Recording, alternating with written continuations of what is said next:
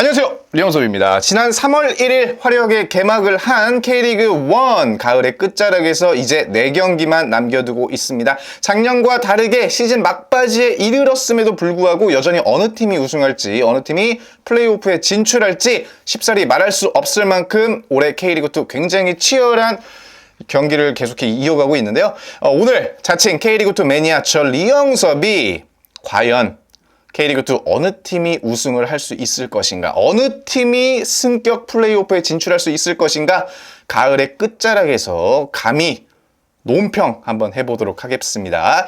올해 K리그 1, 2 모두 흥행에 성공하면서 많은 이들의 관심을 사고 있습니다. K리그 1 역시 작년과 마찬가지로 울산이 계속해서 우승 가도를 달리고 있으나 작년처럼 그렇게 명확한 우승 경쟁의 모습을 보여주지 못하고 있고, K리그2 역시 안양이 시즌 초반부터 계속해서 압도적인 성적을 내면서 1위 자리를 내주지 않고 있습니다. 그러나 이제 안양의 고질적인 문제, 뒷심 부족이라는 치명적인 약점을 드러내면서 시즌 막판에 약간 휘청거리고 있는데요. 그럼에도 불구하고 여전히 1위 자리를 내주지 않는 안양, 그리고 그 뒤를 쫓는 아산과 이랜드, 정말 맹렬히 추격하고 있습니다. 작년에 K리그2 우승을 차지했던 김천과 부산이 각각 승점이 70점이 넘었거든요. 71점, 70점이었는데 지금 1위 안양이 남은 4경기를 모두 승리해도 69점으로 70점이 채 되지가 않습니다. 그만큼 이번 시즌 굉장히 치열했다는 걸 알 수 있는데요. 작년과 다르게 플레이오프 진출권 팀들의 전력도 상당히 올라감에 따라서 이 승점이 골고루 분포된 것이 이번 K리그2 시즌의 재미 중에 하나였다고 생각합니다. 게다가 올 시즌에는 또 수원 삼성이라는 대어가 합류를 해서 이 K리그2 흥행을 또 일구기도 했는데, 내년에도 K리그1에서 어떤 대어가 내려올지 이게 지금 초미의 관심사입니다. K리그2에서 그 팀들이 내려온다면 K리그1 못지않게 인기가 엄청 많아질 거라고 생각을 하고요. 자, 그러면 이쯤에서 각설하고 K리그2 1위부터 플레이오프 진출이 가능한 팀, 그러니까 8위까지 한번 천천히 다뤄보도록 하겠습니다. 먼저 현재 순위표를 보시면 1위는 이제 부동의 안양이 차지하고 있고요. 그 뒤를 바짝 추격하고 있는 아산이 2위. 안양과 아산의 승점 차이는 3점이지만 안양은 한 경기를 덜 치른 상황이고요. 3위 이랜드는 승점 52점으로 안양과 5점 차. 그 뒤로 전남, 부산, 수원, 김포, 부천이 줄을 이루고 있습니다. 4위부터 8위까지 승점이 1점에서 3점밖에 차이가 나지 않기 때문에 한 경기 결과에 따라서 언제든지 뒤집힐 수 있고요. 이 팀들은 한 경기 한 경기가 가히 6점짜리라고 보시면 되는 그야말로 살 얼음판을 걷고 있습니다. 그러면 이제 8위 부천부터 한번 이야기해 보도록 하겠습니다. 8위 부천은 현재 이제 승점 47점으로 4위 전남과 3점밖에 차이가 나지 않아요. 사실 부천은 전통적으로 시즌 초반에는 경기력이 괜찮다가 또 이제 중반에 한번 꼬꾸라졌다가 후반에 팍 치고 올라가지고 또 플레이오프에는 또 진출을 하는 그런 또 괜찮은 성적을 보여주는 팀이거든요. 재작년과 작년 모두 이제 플레이오프에 진출을 했고, 아쉽게 플레이오프에서 좋은 모습을 보여주지 못하면서 떨어지긴 했지만 계속해서 플레이오프에 진출한다는 거는 구단에게 상당히 상징적인 의미가 있는 거예요. 이제 K리그2 터줏대감으로서 어느 정도 이제 경쟁력을 보여주고 있고, 부천은 개막전에서 이제 천안에게 1대3으로 패배하면서 사실 좋지 못한 출발을 했거든요. 특히 6라운드부터 9라운드까지는 2무 2패로 성적이 초반에 굉장히 아쉬웠어요. 그런데 이제 중반부터 경기력이 올라오고 후반에도 3연승 가도를 달리면서 지금 플레이오프 진출권을 놓고 경쟁에 하고 있습니다.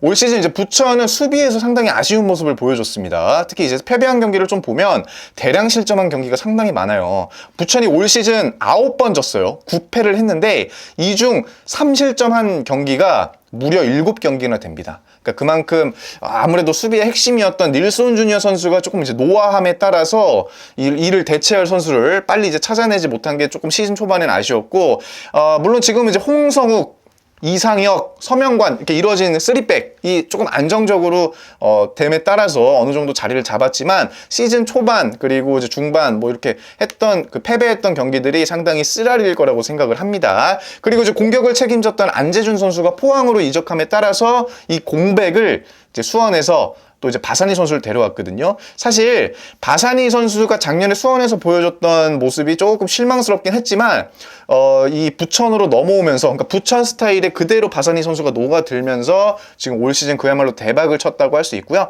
바사니 선수 현재까지 11득점 7도움으로 가히 부천을 먹여 살린다고 해도 과언이 아닐 정도로 지금 팀의 핵심 전력으로 되었고, 문제는 바사니 선수가 11골, 루페타 선수가 7골, 그리고 그 뒤를 이어서 이정빈 선수 4골, 최병환 3골 이렇게 됐단 말이에요. 그러니까 부천이란 팀은 바사니와 루페타가 만약에 부상으로 결장한다면 공격을 마무리해줄 선수가 없다고 사실 보면 되거든요. 그래서 여름에도 수원전에 바사니 선수가 결장을 했을 때 그냥 팀이 무기력하게 패배하는 또 그런 경우가 있었어요. 그러나 또 이번에는 바사니 선수가 있는 경기에서는 수원과 비등한 경기력을 보여주면서 오히려 수원을 압도하는 경기력을 보여주면서 또 무승부를 하기도 했어요. 그러니까 그만큼 부천은 이 바사니 선수라는 존재가 너무나도 큰 전력이 돼버렸어요. 그러니까 이는 곧 바사니 선수가 전력에서 이탈하거나 뭐 부상으로 결장을 한다면 팀이 그대로 이렇게 침몰할 가능성도 있다는 거거든요. 그래서 이 두 용병이 시즌 막바지까지 어느 정도의 활약을 펼쳐주냐에 따라서 부천은 플레이오프에 진출할 수도 있고 못할 수도 있다라고 저는 생각을 합니다. 특히 이제 올 여름에는 부천이 진짜 폭발적인 모습을 보여줬습니다. 근데 이제 33라운드 최근에 이제 전남 원정에서 역전패를 당한 뒤에 살짝 주춤하긴 했지만 앞으로 남은 경기 역시 부천에게는 상당히 험난할 것으로 보입니다. 특히 이제 이번 주 안산 원정길을 나섰는데 이 안산이란 팀이 약팀임에도 불구하고 부천이 올 시즌 안산을 한 번도 이긴 적이 없어요. 2번 붙어서 1무 1패. 굉장히 약한 모습을 보여주고 있기 때문에 안산 원정이 쉽지 않을 것 같고, 사실 안산 같은 하위 팀을 잡아줘야지 이 플레이오프 안정권에 진입할 수 있는데 부천 입장에서는 쉽지 않습니다. 게다가 그 다음 경기는 이제 9위 천안이고, 천안 같은 경우도 최근에 이제 뭐 안양하고 비기고 수원에게 이겼고, 그래서 이제 결코 무시할 팀이 아닙니다. 그래서 부천 입장에서는 또 험난할 거고, 마지막 두 경기가 1위 안양하고 5위 부산이에요. 그러니까 부천 입장에서는 앞에 아산과 천안 경기도 굉장히 중요하지만 마지막 두 경기 안양과 부산과의 경기가 사실상 최대 분수령이 될 것이다. 특히 부산 같은 경우는 부산을 이기고 그 자리를 부천이 들어가야 되기 때문에 꼭 이겨야 됩니다. 특히 부산과는 이제 한 경기 덜 치른 상태에서 승점 3점 차이밖에 나지 않기 때문에 부산만큼은 기필코 이겨야 된다라는 점이 부천에게는 상당히 또 심리적인 압박감으로 다가올 것 같아요. 그래서 부천은 올 시즌에도 플레이오프 진출이라는 기적을 이룰 수 있을지 한번 지켜보도록 하겠습니다. 부천 화이팅! 그 다음은 7위 김포입니다. 승점 49점으로 3위 이랜드와 3점 차이밖에 나지 않는 김포. 사실 저는 김포를 보면서 축구는 역시 감독 노름이다 라는 생각을 하는데, 김포가 작년에 3위를 하면서 이 프로를 넘어서 이 승강전, 강원과의 승강전까지 치렀거든요. 근데 사실 아쉽게 승격에 실패하긴 했지만 이 고정원 감독의 김포는 엄청났습니다. 대단했습니다. 근데 이제 올 시즌에 작년에 주축이 됐던 선수들이 대다수가 나가고 이제 새로운 선수들을 자유계약으로 이제 영입을 하면서 시즌 준비를 했던 김포인데, 게다가 홈구장 정비로 인해서 9라운드까지 원정 경기만 치렀어요. 그러니까 김포에게는 사실상 굉장히 좋지 않은 출발이라고 할 수 있는데, 심지어 10라운드 홈 개막전에서도 부천에게 0대1로 패배하면서 약간 작년에 비해서 올 시즌 쉽지 않다라는 인상을 줬거든요. 근데 11라운드부터 21라운드까지 5승 4무 1패. 엄청난 성적을 보여주면서 다시금 상위권에 안착한 김포입니다. 특히 여름에 3연패 이제 승리를 거두지 못하면서 주춤주춤하는 모습도 보였지만 최근 3경기 3연승이라는 가도를 달리면서 여전히 저력 있는 팀이라는 걸 다시 한번 알려줬고, 또 플레이오프의 희망을 놓지 못하고 있는 김포인데, 김포 역시 용병 공격수 루이스 플라나에 대한 의존도가 상당히 높습니다. 루이스가 14골 3도움, 플라나 8골 5도움. 그러니까 이 두 선수가 사실 결장을 한다면 공격을 확실하게 마무리 지어줄 선수가 없다라는 거 역시 김포에게는 상당히 아쉬운 상황이고, 수비도 대량 실점하는 경우가 덜어 있긴 하지만 나름 안정적이에요. 특히 이제 김포의 손정현 골키퍼가 굉장히 잘 막고 있거든요. 그야말로 마지막 들어갈 골도 다 막아버리는 정말 최고의 모습을 보여주고 있기 때문에 김포도 앞으로 남은 경기에서 정말 좋은 모습 보여준다면 플레이오프를 충분히 갈 수 있고, 플레이오프를 넘어서 승강전까지도 갈 수 있는 저력을 보여주는 팀입니다. 김포는 이제 3경기가 남았는데 특히 이번 주에 승점 6점짜리라고 해도 과언이 아닌 수원과의 빅매치, 홈에서 수원과 붙는데 올 시즌 김포가 수원과 2번 붙어가지고 1무 1패 단 한 번도 이기지 못했거든요. 사실상 두 팀에게 있어서 이번 경기는 단두대 매치라고 할 수 있어요. 그러니까 이 경기에서 밀리는 팀은 플레이오프에서도 멀어진다라고 생각할 수 있고, 최근 기세는 김포가 또 좋은데 이게 또 김포가 수원을 이긴 적이 없기 때문에 그런 데서 오는 또 심리적인 부담도 있을 거고, 최근에 또 루이스 선수의 폼을 또 보면 불안정한 수원의 수비를 뚫고 골을 넣을 수 있다라는 또 그런 생각도 해봅니다. 그래서 이제 김포는 수원을 이겨야 앞으로 남은 성남과 천안전을 아무래도 마음 편하게 할 수 있다라는 것, 그래서 이번 주 수원전이 김포에게는 상당히 중요하다라고 할 수 있습니다. 다음은 6위 수원 삼성입니다. 올 시즌 K리그2 수원 삼성이 승격을 하느냐 못하느냐가 최대 관전 포인트라고 생각을 하는데, 일단 현 시점에서 수원 삼성은 다이렉트 승격은 물 건너간 것으로 보이고요. 풀업을 거쳐서 승강전으로 가는 게, 그리고 거기서 이겨서 승격을 하는 게 가장 현실적인 목표라고 보여지는데, 수원이 시즌 초반에 염기훈 감독 체제하에 솔직히 압도적인 모습을 보여줬거든요. 그러면서 이제 1위까지 오르기도 했고, 역시 뭐 썩어도 둔치다. K리그1에서 아무리 꼴등을 했지만 K리그2 오니까 수원은 수원이다 라는 생각이 또 절로 들기도 했어요. 홈에서 개막전 아산을 또 2대1로 꺾으면서 좋은 모습을 보여줬고, 또 밀리치 선수가 그때 멀티골을 넣었어요. 그래서 올 시즌은 작년과 다르다라는 인상을 줬고, 물론 이제 그 다음에 이랜드, 부산에게 패배하기도 했지만 5라운드부터 8라운드까지 4연승 달리면서 1위 바로 그냥 찍기도 했습니다. 특히 이제 안양 원정에서 3대1로 이기고, 그 경기는 진짜 안양을 3대1로 그렇게 쉽게 이길 거라고는 생각 못 했거든요. 물론 이제 수원이 계속해서 승리를 거두긴 했지만 조금 불안정한 모습을 보이기도 했어요. 물론 전남에게 5대1 대승 거두고 안양에게 3대1 대승 거두고 그렇게 폭발적인 공격력을 퍼붓는 건 좋았지만, 공격력도 어떻게 보면 약간 매끄럽지 못한 공격력으로 어떻게 하다 보니까 골을 넣거나, 아니면은 수비가 불안해가지고 이기는 경기에도 실점을 한다거나, 그런 조금 이 초보 감독이었던 염기훈 감독의 그런 전술 부재가 많이 드러나기도 했는데, 그 뒤로 이제 내리 5연패를 당하면서 염기훈 감독도 자진 사퇴를 하고 수원의 순위도 점점 이렇게 떨어지게 됐죠. 이 5연패가 지금 돌이켜 보면 수원에게는 굉장히 뼈아픈 순간이라고 생각을 하는데, 이 5연패로 사실상 수원의 운명이 이제 갈라진 거죠. 그때 5연패 중에 그때 연패를 안 당했다면 지금 안양의 자리가 수원의 자리라고 저는 생각을 하거든요.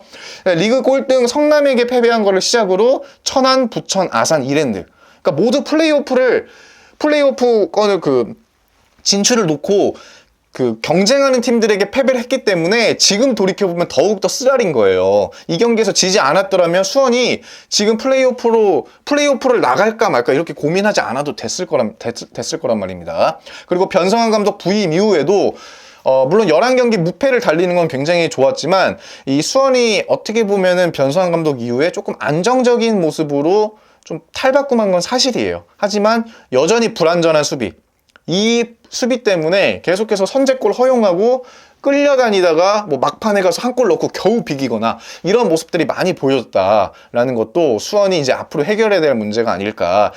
변상환 감독이 오고 나서 수원이 많이 변한 건 사실이거든요. 근데 전반전을 버린다는 둥, 그리고 여전히 선제골을 내주는 그런 문제들을 해결하기에는 변성환 감독에게 아직 시간이 좀 짧지 않나라는 생각을 해봅니다.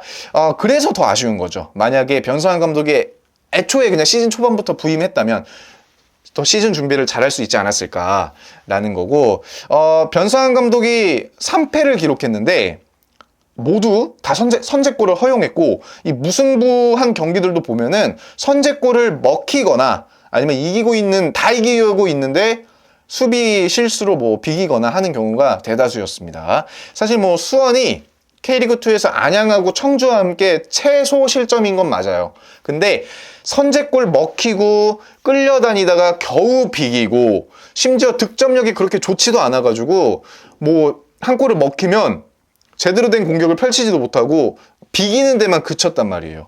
그래서 이런 게 좀 아쉬워요. 물론 이제 공격 얘기를 좀 하자면 뮬리치 선수가 수원에서 조금 실망스러운 모습을 보여주고 있고 아쉬운 것 같지만 그럼에도 불구하고 수원에서 가장 많은 골을 기록했습니다. 무려 10골을 기록했고 이 10골이라는 수치는 K리그2에서도 상위권이에요. 문제는 그 외 선수들의 활약이 조금 아쉽죠. 왜냐면 뮬리치 다음으로 많이 골을 넣은 선수가 김현 5골, 김지호 4골인데 이 김현 선수는 뭐 부상으로 인해서 많이 결장했고 김지호 선수는 또 약간 좋은 모습을 보여주다가 요즘에는 또 폼이 많이 올라오지 못하고 있거든요. 그리고 기대를 하면서 영입했던 뭐 마일랏, 파울리뇨 이 선수들도 지금 2골, 1골에 그치면서 그렇게까지 팀의 전력에 많이 보탬이 되지 못하고 있는 게 많이 아쉽고 심지어 도움은 김현 선수가 4개로 가장 많아요. 부상으로 결장을 했던 김현 선수가 도움이 4개로 제일 많다는 거는 다른 선수들의 공격 포인트가 그만큼 적다는 걸 의미하는 거거든요. 그러니까 수비만큼이나 공격 역시 지금 매끄럽지 못한 게 수원의 현실이다라는 거.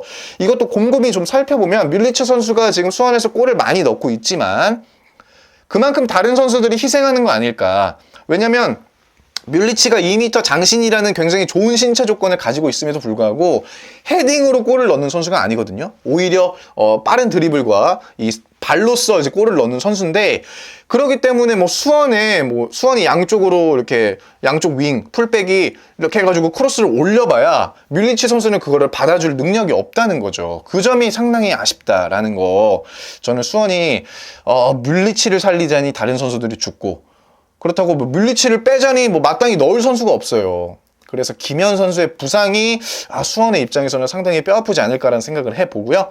어쨌든 수원은 현재 6위로서 5위 부산과는 승점 1점 차고 8위 부천과는 승점 2점 차입니다. 근데 부천이 수원보다 한 경기 덜 치렀기 때문에 부천의 경기 결과에 따라서 언제든지 순위를 뒤바뀔 수 있다라는 또 그런 압박감도 있고 게다가 3위 이랜드, 4위 전남 역시 이제 수원보다 한 경기를 덜 치른 상황에서 순위가 높기 때문에 수원 입장에서는 남은 경기를 무조건 이겨야 된다는 마음으로 치러야 한다는 아주 또 부담감을 안고 있습니다. 심지어 수원은 마지막 라운드에 경기가 없어요. 그래서 다른 팀 결과에 따라서 순위가 결정된다는 그런 조마조마한 상황을 또 맞이해야 된다는 아주 쫄깃한 시즌을 보내고 있습니다. 이게 아까 그 김포를 보면서 저는 이제 감독의 중요성을 좀 깨달았다고 했는데 수원을 보면서 물론 이제 감독과 그 선수들도 굉장히 중요하지만 이 프론트의 중요성도 느낍니다. 수원의 프론트가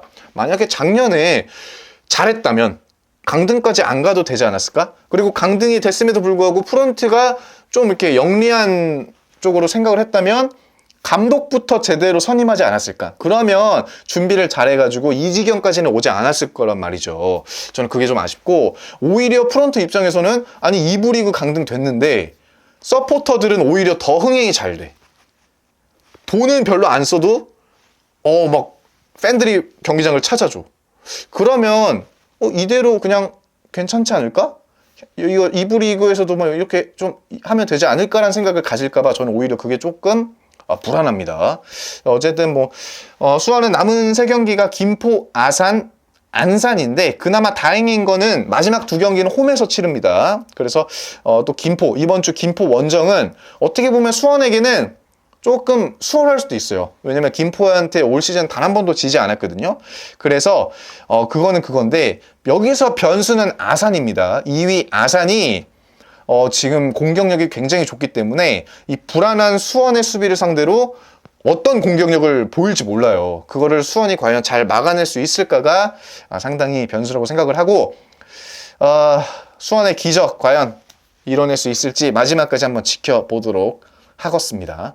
다음은 5위 부산입니다. 부산 역시 감독 노름이라는 말이 어울리는 구단인데 사실 우리가 잘 알고 있다시피 부산의 구단주가 누굽니까? 정몽규 아닙니까? 그러니까 프론트는 정말 개판인데 감독 하나는 기가 막히게 선임을 해요. 국대 감독을 좀 제대로 선임하면 좋을 텐데 자 어쨌든 부산은 작년에 승격을 하는 게 맞는 팀인데 막판 집중력 부족으로 골을 허용하면서 그 우승을 김천에게 넘겨주고 또 승강전에서 수원FC에게 대패를 하면서 고배를 마셨던 정말 안타까운 팀입니다. 작년에 압도적인 모습을 보여준 것과 다르게 올 시즌, 그러니까 올해 시즌 초반에는 좀 이기고 지고 계속해서 뭔가 이기고 지고 하는 그 기복 있는 플레이를 보여주면서 이 상위권에 안착하지 못했고요.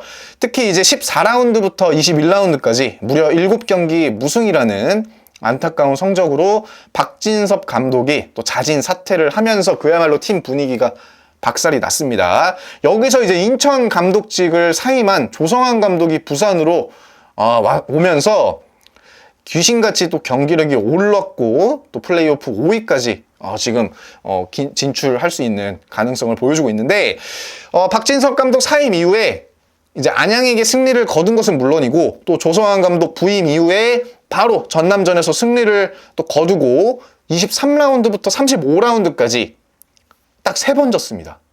이거 정말 대단한 겁니다. 그리고 무려 7승 3무. 무승부도 별로 없어. 무조건 다 이기는 거야. 그러니까 부산도 공격력 좋고요. 수비도 괜찮아요. 팀 득점도 49점으로 K리그2의 4위입니다. 굉장히 준수한 편이고 실점 역시 41점으로 뭐 그렇게까지 많은 거 아니에요. 중간 정도 되고 역시 부산도 이제 용병, 라마스와 패신 선수에 대한 의존도가 굉장히 높거든요. 그래도 이 선수들이 작년에 승격을 정말 눈앞에 둔 승격을 놓쳤기 때문에 그만큼 이제 승격을 목표로 똘똘 뭉치는 것도 있고 또 초반과 다르게 이제 분위기가 반전되면서 지금은 좋은 성적을 거두고 있기 때문에 부산의 저력도 결코 무시할 수가 없는데요.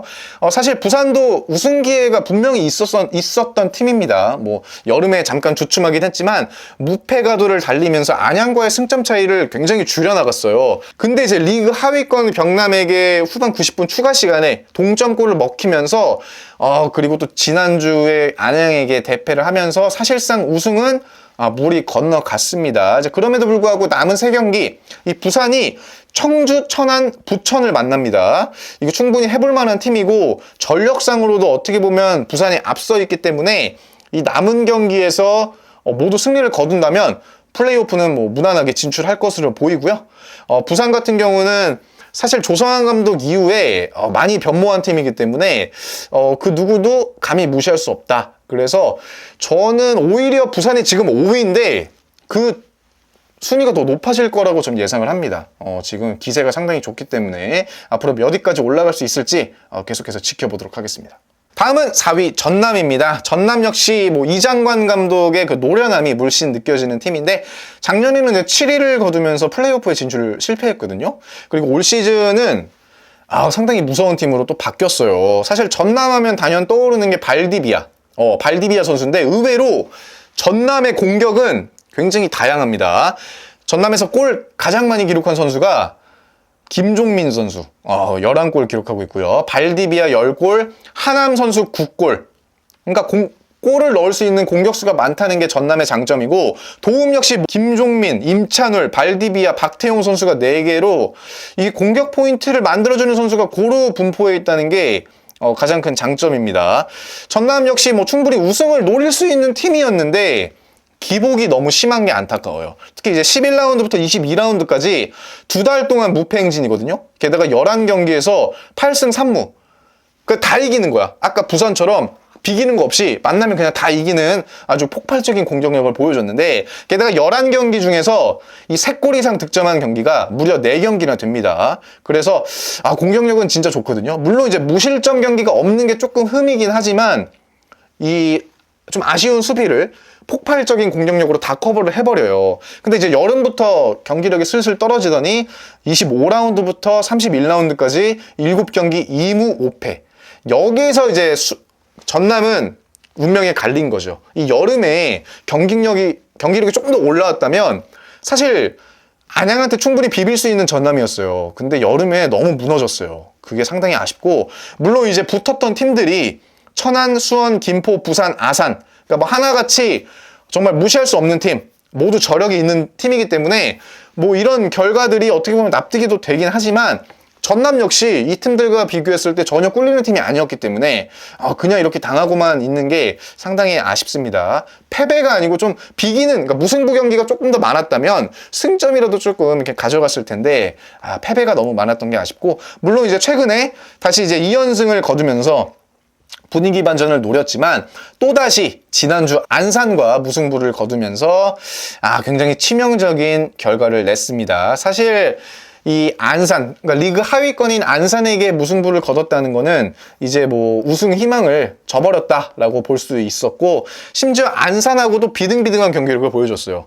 거기서 이제 또 90분 추가 시간에 발디비아 선수가 그나마 동점골을 넣기에 망정이지 그조차도 못했다면 안산에게 패배를 했을 거란 말입니다. 그래서 전남 같은 경우는 후반 이제 중반을 넘어서 후반 지금 조금 경기력이 떨어진 게 좀 많이 아쉽다라는 거. 전남은 이제 앞으로 4경기가 남았거든요. 이 중에 2경기가 1위 안양하고 3위 이랜드입니다. 둘 다 원정 경기라서 전남에게는 쉽지 않을 거로 보여지고, 특히 이제 전남이 2위 아산보다 한 경기를 덜 치른 상황에서 4점밖에 차이가 나지 않아요. 그래서 이 앞으로 남은 4경기에서 좋은 모습을 보여준다면 뭐 우승은 안 되겠지만 2위까지 단숨에 올라갈 수 있는 가능성은 충분히 있습니다. 전남은 폭발적인 공격력을 계속해서 날카롭게 다듬어야 되지 않을까라는 생각을 해봅니다.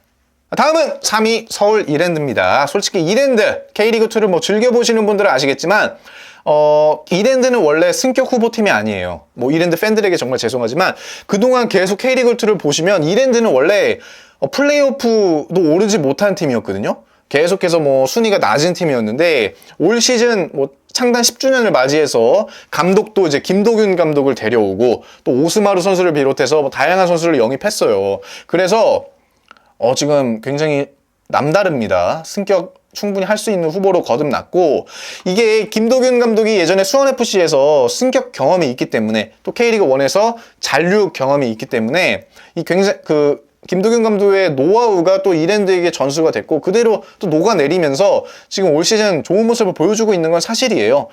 사실 굉장히 의외의 팀이고, 개막전 원정에서 부산을 3대0으로 격파하고 그 다음에 홈에서 바로 수원을 또 격파하고, 확실히 올 시즌 다르다 싶었는데 그 뒤로 바로 2연패하고 5경기 동안 또 승리가 없었거든요. 그래서 이랜드가 뭐 그러면 그렇지라는 생각을 또 했는데 시즌 막바지에 이르러서는 3위라는 아주 걸출한 성적을 내고 있습니다. 지금 이랜드가 승점이 52점이고 1위 안양과는 5점 차이, 2위 아산과는 2점 차이밖에 나지 않아요. 근데 이랜드가 아산보다 한 경기를 덜 치른 상황이거든요. 그래서 앞으로 남은 4경기에서 운이 만약에 좋다면 우승까지도 넘볼 수 있습니다. 아까 말씀드렸다시피 이랜드가 초반에 반짝하기도 했지만 이 중반까지는 또 기복이 굉장히 심했거든요. 18, 19, 20라운드 내리 3연패를 겪기도 했고, 이 3연패가 이랜드에게는 굉장히 뼈 아팠어요. 왜냐면 안양, 아산, 그리고 안산한테 0대3으로 대패하면서 여기서 거의 사실상 이랜드는 우승 가능성을 많이 날려버린 거죠. 안산에게만 이겼어도 지금 안양과의 승점 차가 2점밖에 되지 않았을 거라고. 근데 그 점이 너무나 아쉽고, 다만 이랜드 같은 경우는 중반 이후에 이제 경기력이 돌아오면서 성적이 굉장히 준수했습니다. 또 팀 득점이 57점으로 K리그2에서 단연 압도적인 1위거든요. 팀 실점 역시 39점으로 굉장히 적은 편이고, 그러니까 이랜드는 사실 공수에서 굉장히 밸런스가 좋은 모습을 보여주고 있어요. 이랜드에서 득점 1위가 브루노 실바가 10골, 변경준 8골, 오스마르 7골, 박민서 5골. 그러니까 오스마르 선수를 제외하고 나머지 지금 3선수가 또 굉장히 젊습니다. 그래서 신구 조화, 굉장히 잘 이뤄지는 팀이고, 또 오스마르 선수는 공격수가 아님에도 불구하고 또 골을 많이 넣어준다는 게 또 이제 노장의 그런 베테랑의 그런 실력을 보여준다는 게 이랜드에게는 또 굉장히 좋은 거고, 또 팀을 이끌어갈 젊은 선수들이 많다는 거는 이랜드에게는 굉장히 좋아요. 물론 이제 올 시즌에 승격을 하면 좋겠지만 올 시즌에 만약에 승격에 실패하더라도 이 젊은 선수들이 좋은 활약을 보여주고 있기 때문에 내년 그리고 내후년 시즌이 기대되는 이랜드라고 할 수 있습니다. 또 이제 모 기업에서 굉장히 지원도 많이 해주고 있고, 또 이제 10주년이라는 그런 어떻게 보면은 서사가 있기 때문에 이랜드 입장에서는 올 시즌 충분히 승격의 가능성을 보여주고 있고, 분명히 안양을 따라잡을 기회가 몇 번 있었는데, 그러니까 안양이 후반에 계속 연패를 당하면서 꼬꾸라질 때 이 이랜드가 안양을 상대로 승리를 거두기도 했고, 또 김포를 상대로 김포가 한 명이 퇴장당했는데도 불구하고 이랜드가 패배를 했어요. 또 부산 원정에서도 괜찮은 경기력을 보였음에도 불구하고 0대0 무승부를 거두고, 그러니까 안양을 따라가야 될 때 따라가지 못한 게 이랜드는 상당히 아쉽습니다. 그러니까 좋은 경기력을 갖고 있음에도 불구하고 이게 어떻게 보면은 경험이랄까? 이겨야 될 때 이겨야 되는데 그런 심적 압박을 좀 이겨내지 못한 게 이랜드에게는 상당히 아쉽고요. 당장 이번 주에 이제 2위 아산과 빅매치가 있기 때문에 이 경기에서 이제 홈에서 또 펼쳐지는 경기인데, 여기서 아산을 이기지 못한다면 일단 우승은 접어둬야 되고 플레이오프에서도 단숨에 밀려날 수가 있습니다. 그래서 이번 아산전이 이랜드에게는 최대 분수령이고, 물론 이제 남은 경기 성남, 경남, 전남 모두 이제 이랜드 입장에서는 할 만한 팀이고 또 전력이 우위에 있기 때문에 그거는 걱정이 되지 않지만 아산과의 경기가 이랜드에게는 상당히 중요하다. 그래서 이 경기를 통해서 이랜드와 아산의 운명이 결정되지 않을까. 그리고 이거를 지켜보는 안양 역시 그 두 팀이 어떤 팀이 이기냐에 따라서 이제 본인들의 또 우승이 또 결정되지 않을까라는 생각을 합니다. 참고로 이랜드와 아산 올 시즌 2번 붙어서 사이좋게 1승 1패입니다. 자, 바로 2위 충남 아산 들어갑니다. 원래 아산도 K리그2에서 그렇게 돋보이는 팀은 아니었어요. 옛날에 경찰청 이럴 때나 전력이 굉장히 강했지, 그 뒤로 시민구단으로 바뀐 뒤에는 사실 그렇게 걸출한 성적을 내는 팀이 아니었거든요. 근데 올 시즌은 그야말로 돌풍을 일으키고 있어요. 저는 이걸 가히 언더독의 반란이라고 생각을 하는데, 아산도 올 시즌에 김현석 감독이 부임하면서 진짜 공격력이 굉장히 날카로워졌습니다. 그 중심에는 역시 준익료 10골 8도움. 이거 진짜 엄청난 기록이고, 그 뒤로 강민규 8골, 김종석 6골, 이양민 4골, 또 김승우 6도움, 강준혁 5도움. 그러니까 다양한 선수들, 용병을 제외하고 우리나라 선수들, 다양한 선수들이 공격 포인트를 쌓고 있다는 거는 이 아산의 가장 큰 무서움입니다. 그만큼 다양한 득점 루트가 있다는 거고요. 아산이 어떻게 이렇게 변했을까가 나 너무 궁금한 거야. 진짜 감독의 중요성을 느낍니다. 물론 이제 시즌 초반에 정치적인 색깔, 유니폼 색깔로 어쩌고저쩌고 이런 그런 문제가 있긴 했지만, 그런 것들을 제외하고도 이제 축구 본연의 실력으로 2위를 거뒀다는 건 정말 대단하고, 아산이 현재 54점으로 2위거든요. 1위 안양과는 3점 차이고요. 3위 이랜드와는 2점 차이예요. 근데 아산은 한 경기를 더 치렀어요. 그렇기 때문에 다른 팀들의 결과에 따라서 순위가 언제든지 내려갈 수 있다는 그런 압박감도 있습니다. 남은 경기는 이랜드, 수원, 청주 모두 원정 경기로 또 이게 불리한 그런 경기고, 아산이 이 남은 3경기가 굉장히 험난할 걸로 예상이 되거든요. 또 이랜드와 수원 입장도 플레이오프를 위해서 정말 결사항전 모든 걸 다 바칠 경기이기 때문에 이 난관을 어떻게 극복할지가 사실 아산에게는 굉장히 중요한 경기라고 생각을 하고요. 다만 긍정적인 점은 이 아산이 이랜드와 수원 모두 이제 각각 2번 붙어가지고 1승 1패를 거뒀거든요. 근데 최근에는 아산이 이랜드와 수원을 다 이겼어요. 그렇기 때문에 충분히 이길 수 있다라는 자신감을 갖고 있고, 또 이제 아산이 최근에 5경기에서 4승 1패, 그 중에는 안양까지 이겼습니다. 그래서 기세가 굉장히 좋은 만큼 이랜드, 수원도 한번 해볼 만하다. 원정이긴 하지만 충분히 이길 수 있다라는 자신감을 갖고 있을 거란 말입니다. 과연 이제 아산도 아직까지는 우승 희망이 있습니다. 그래서 남은 경기에서 얼마나 좋은 경기를 보여주고 과연 우승을 넘어서 승격할 수 있을지 지금 굉장히 기대가 됩니다.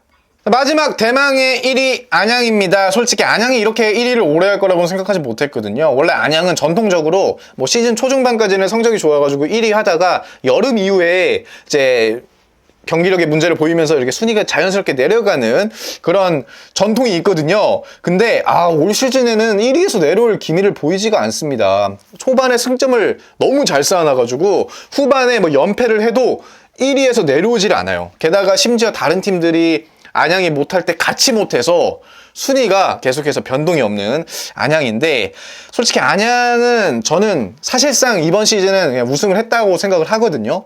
오히려 이제 다음 시즌에 팀을 어떻게 리빌딩 할 것인가, 거기에 이제 초점을 맞춰야 되지 않을까라는 생각을 해요. 왜냐면 안양은 지금 팀 연령대가 평균 연령대가 27.3세, 굉장히 높은 편이고요. 특히 수비가 김동진, 김정현, 이태희, 김영찬 모두 30이 넘었습니다. 그리고 미드필더의 리영직 선수 역시 나이가 많은 편이고, 이것에 대한 대비 보강이 제대로 이루어지지 않는다면 다음 시즌 K리그1에서 쉽게 살아남을 수 있을까라는 생각도 해봐야 돼요. 그만큼 젊은 선수들의 좀 수급이 필요하고 이 세대 교체가 정말 절실한 안양이라고 생각을 하고, 왜냐면 이게 안양이 계속 고질적인 문제가 뭐였냐면 시즌 초반에 성적이 좋아요. 근데 이 선수들이 중반 이후에 넘어가면 아무래도 체력적인 부담 때문에 제대로 된 경기력을 보여주지 못한단 말이에요. 그래서 중반 이후에 경기력이 안 좋아지는 계속 그런 문제점이 있었거든요. 그래서 안양은 이러한 문제점을, 어차피 K리그2는 이제 끝났어. 겨울 시즌에 제대로 보강을 해서 내년에 K리그1에서 이제 잔류를 목표로 해야 되는 게 안양에게는 가장 큰 시급한 문제인 것 같고, 물론 이제 이번 시즌 끝난 건 아니지만 현 시점에서 안양의 문제를 또 보자면 공격수의 부재. 뭐 니콜라스라는 그 용병을 데려왔지만 솔직히 보면 좀 형편없어요. 형편없고, 뭐 한희건 선수 뭐 골을 간간히 넣어주고 있지만 아쉽고, 김훈 선수 역시 뭐 조금 아쉽고, 그래서 팀 최다 득점 선수도 야고와 마테우스인데 6골밖에 되지 않습니다. 다른 팀들에 비하면 상당히 낮은 수치예요. 물론 다양한 선수들이 골을 넣어주고 있지만 확실한 골게터가 없다는 거는 안양에게 상당히 어떻게 보면 약점이라고 할 수도 있고요. 그리고 이제 그나마 마테우스 선수가 11도움, 도움을 굉장히 많이 하면서 이 안양의 1위에 일조하고 있다는 거는 꽤나 긍정적인 신호라고 볼 수 있지만, 그 외에 다른 선수들이 좀 득점, 공격 포인트를 많이 쌓지 못한다는 거는 또 많이 아쉽고, 어쨌든 안양이 최근에 이제 3연패에 빠졌다가 지난주 홈에서 부산을 또 4대1로 대승을 거두면서 오랜만에 승리의 그런 기쁨을 만끽했거든요. 근데 앞으로 남은 4경기 중에서 이제 2승만 거두면 사실상 이제 우승이 확정인 상황이에요. 또 대진은 또 기가 막힌 게 이번 주에 2위 아산과 3위 이랜드가 맞붙기 때문에 무조건 한 팀은 넘어집니다. 무승부면 더 좋고요. 만약에 이랜드가 이기면 또 그것대로 좋고, 아산이 이기면 조금 위험할 수가 있긴 한데, 어쨌든 안양 입장에서는 좀 유리의 고지에 오를 수 있는 시점이에요. 그리고 또 남은 경기도 안양 입장에서는 뭐 또 수월할 것으로 보이기 때문에, 모르겠습니다. 안양이 저는 사실 뭐 다른 팀 팬 입장에서 안양의 승격이 그렇게 뭐 달갑지는 않습니다. 그러나 부러워요. 왜 같은 시민 구단인데 안양은 이렇게 갑자기 근데 지난 시즌과 다른 모습을 보여줄까? 그게 너무 부럽기도 하면서 좀 속상하기도 하고, 제 생각에 올해 안양이 보여준 이 승격에 대한 의지, 그것에 대한 보답이 아닌가. 그리고 올해 초에 또 이제 수카바티 안양이라고 이제 안양을 주제로 한 다큐멘터리의 흥행도 있었고, 정말 그냥 올해는 안양을 위한 시즌이야. 모든 게 다 안양을 도와줬어요. 그만큼 안양은 뭐 우승에 대한 자격이 충분히 있다라고 생각을 하고요. 물론 아직 시즌이 끝난 건 아닙니다. 4경기 남았기 때문에 어떻게 될지 모르지만 그 어떤 팀도 안양의 기세를 쉽게 막을 수 없다라는 점, 그리고 이 안양 팬들의 그런 열망과 기세를 막을 수 없다. 그 점이 상당히 또 재미가 있습니다. 어쨌든 안양은 올 시즌은 뭐 그냥 하던 대로 하면 되고, 오히려 내년에 K리그1에서 어떻게 살아남을지가 중요하지 않을까라는 생각을 해봅니다. 자, 여기까지 자칭 K리그2 매니아 저 리영섭이 분석한 K리그2 이야기였습니다. 과연 아직 마지막까지 어떤 팀이 이길지 모릅니다. 그래서 쉽사리 단언할 수 없지만 본인이 응원하는 팀 꼭 이기길 바라면서 K리그2 경기장 많이 찾아주시길 바랍니다. 날씨가 덥지 않아서 직관하기 딱 좋은 날씨입니다. 여러분, K리그2 경기장에서 뵙겠습니다. 감사합니다.